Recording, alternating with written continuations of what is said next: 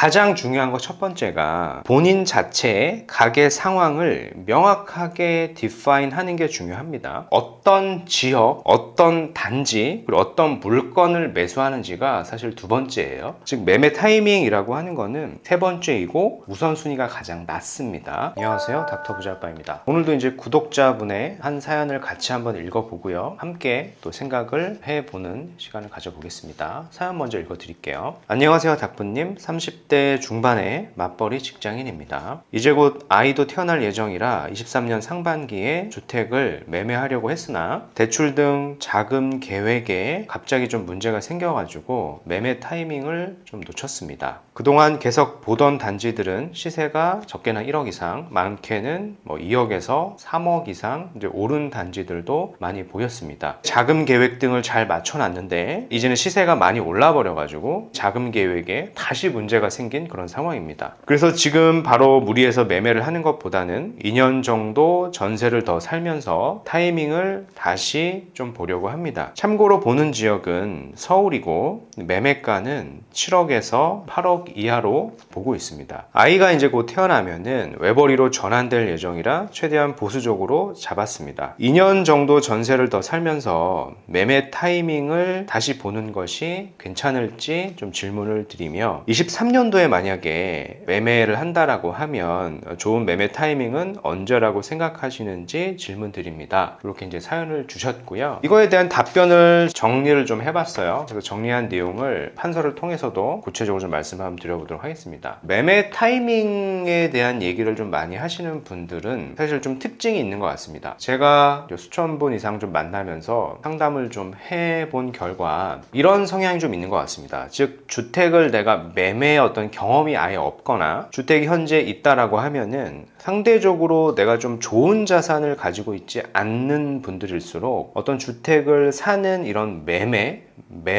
매수 타이밍에 대한 이야기를 좀 많이 하시는 것 같아요. 그러니까 매매 타이밍에 대한 관심이 이제 굉장히 많다라는 거를 제가 조금 확인할 수 있었고요. 근데 반면에 주택의 어떤 매매 경험이 그래도 좀 꽤 있으신 분들, 그리고 이미 내가 좀 좋은 지역에 자산을 보유한 분들일수록 매매 타이밍에 대한 이야기를 또 많이 하지는 않고 있는 경향이 있습니다. 그래서 이분들은 주로 어떤 질문을 좀 많이 하시냐면은 구체적으로 내 상황이 이러이러한데 내 상황에서 어디를 사는 게 좋을까요? 그래서 어디로 갈아타는 게 좋을까요?의 질문을 사실은 대부분 하십니다. 이게 여기에 보면 어떻게 핵심적인 내용이 좀 많이 포함되어 있다라고 좀 말씀드리고 싶은데요. 일단 그런 것 같아요. 매매 타이밍이라고 하는 것도 사실 무시할 수는 없습니다. 너무 고점에 잡다 보면은 그게 회복하기까지 또 상당수의 시간이 걸리는 부분이 있고 본인이 과도한 레버리지를 쓰다 보니까 못 버텨서 대부분 또 다시 또 매각을 하게 되는 그런 악순환이 생기지 않습니까? 그래서 매도 타이밍도 사실은 무시할 수는 없는데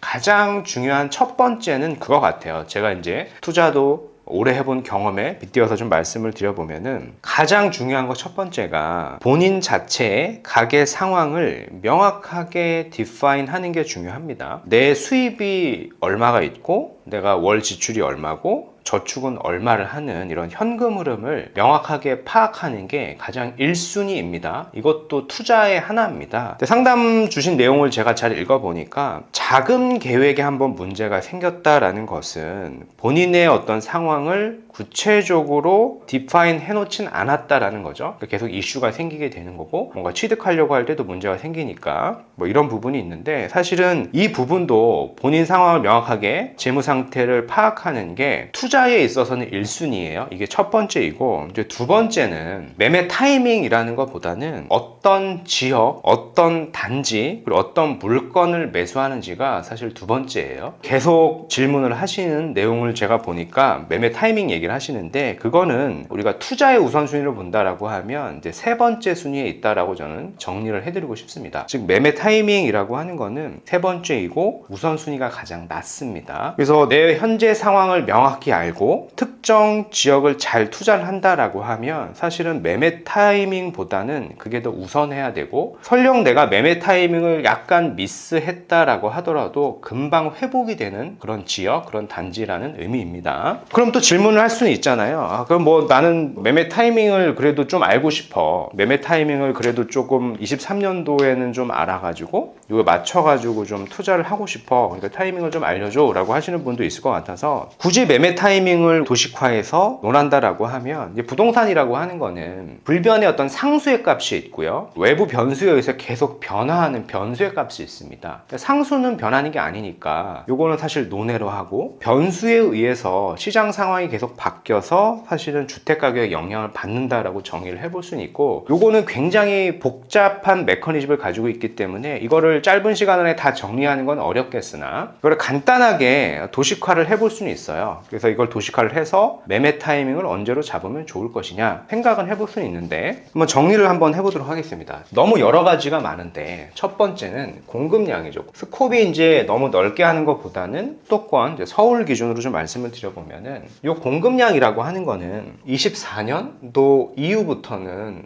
공급량은 사실은 이제 급감을 하죠. 이미 데이터로 나와 있는 겁니다. 이거는 변수가 아니에요. 이거는 상수값입니다. 변화될 수 있는 부분이 아니잖아요. 서울 공급량은 줄어든다 라고 우리가 볼 수 있고, 24년도, 25년도 이후에는 충분치 않다라는 겁니다. 이렇게 정리를 하나 해볼 수 있을 것 같고요. 두 번째는 많은 관심을 가지는 게 사실은 금리지 않습니까? 금리는 현재 기준으로 보면은 이제 동결이죠, 동결. 금리는 아시다시피 우리가 컨트롤할 수 있는 부분이 아니죠. 변수값이 되고, 현재는 이게 동결이지만 최근에 또 기사가 막 이런 게 나오고 있습니다. 파월 의장이 7월 이후부터 금리를 뭐 한두 차례 정도 올릴 수도 있겠다, 뭐 이런 얘기를 합니다.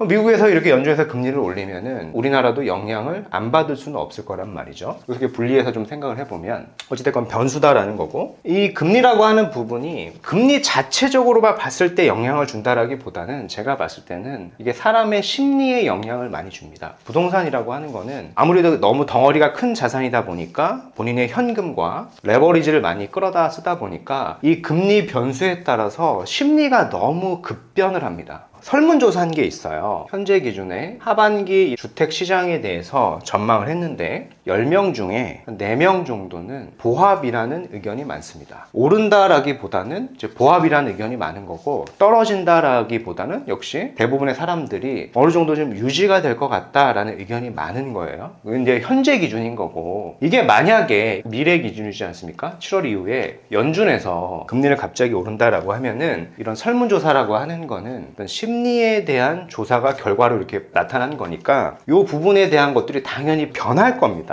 그러면은 하반기에 주택시장에 대한 설문조사를 해보면은 이 시점에는 10명 중에 아마 8에서 9명 정도가 주택가격이 하락할 수도 있다라는 설문조사가 나타날 수도 있어요. 그러면 우리는 언제가 매매 타이밍이냐라고 보면 과거 데이터를 보면 되죠. 작년도 12월에서 1월 사이에 사실은 이 정도의 의견이 태반이었습니다. 근데 그때 샀었으면은 지금 보신 것처럼 몇 억 이상 올랐던 지역도 있지 않습니까? 그래서 이 타이밍이 다시 올 수도 있는 거예요. 다시 이 시점에 연준에서 금리를 갑자기 막 2차례 올려버리고, 이게 심리에 영향을 줘서 설문조사를 했더니 전문가들이 10명 중에 8, 9명이 주택가격이 하락한다라고 하면은 이게 심리에 영향을 줘서 실제로 시장에는 급매물들이 막 나오고 가격이 떨어지는 현상들도 나타날 수 있다고 저는 생각을 합니다. 그래서 그때 이제 매수를 하게 되면 매수 타이밍은 잡을 수가 있는 거죠. 근데 문제는 이거예요. 얘는 상수기 때문에 어떻게 보면 불변인데 2번과 3번은 변수값이잖아요. 이 변수라고 하는 거는 우리가 컨트롤할 수 있는 부분이 아니죠. 현재 이런 동결 상황이지만은 이게 계속 동결이 될 수도 있는 겁니다. 동결이 돼서 다시 내려갈 수도 있는 거고, 이거는 다시 금리가 상승한다라는 전제로 하락한다라는 건데, 이거는 변수다 보니까 우리가 예측을 하는 것은 사실상 별개 문제로 봐야 돼요. 예측을 해가지고 하반기에는 주택 심리가 얼어붙어가지고 주택 가격이 내릴 것 같으니까 이때로 매매 타이밍을 잡는 게 아닙니다. 그래서 이제 우선순위가 3순위가 되는 거죠. 첫 번째로 하셔야 되는 게 그거라고 제가 말씀을 드렸어요. 본인의 현재 상황을 디파인을 다시 해보자. 해보자. 상반기에 주택을 매매할 적에 자금 이슈가 한번 생기지 않았습니까? 그래서 그런 이슈가 다시 생기지 않으라는 법이 없다 보니까 본인의 상황을 다시 한번 면밀하게 디파인을 해보고 그 상황에 맞춰서 내가 어떤 지역 그리고 어떤 단지 물건을 골라보는 시간을 좀 가져보셨으면 좋겠고요. 그리고 현재 계속 고민하시는 이 매매 타이밍 같은 경우에는 대부분 변수에 속해 있는 부분이다 보니까 우리가 이걸 맞춰가지고 딱 매수할 수 있는 부분은 아니에요. 그래서 이런 부분의 가능성을 많이 줄여서 1번하고 2번을 충분히 고려해서 좋은 지역에 내가 투자를 한다라고 하면 이런 매매 타이밍은 사실 큰 문제가 되지 않는다라고 저는 생각을 합니다. 특히 서울 수도권이라고 하면은 충분히 저는 괜찮다라고 생각을 해요. 그래서 이렇게 한번 내용을 본인 스스로 정리해 보는 시간을 가지셨으면 좋겠습니다.